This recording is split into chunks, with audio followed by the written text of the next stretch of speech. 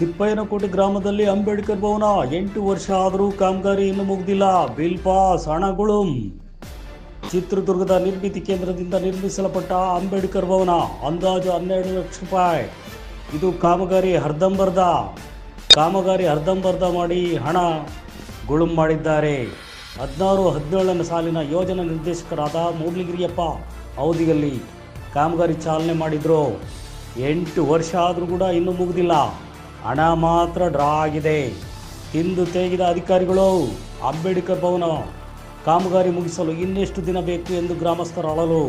ಈಗಲಾದರೂ ಎಚ್ಚೆತ್ತುಕೊಂಡು ನಿರ್ಮಿತಿ ಕೇಂದ್ರ ಅಂಬೇಡ್ಕರ್ ಭವನಕ್ಕೆ ಮುಕ್ತಿ ಕೊಡುವರೆ ಕಾದು ಕುಳಿತಿದ್ದಾರೆ ಜನ.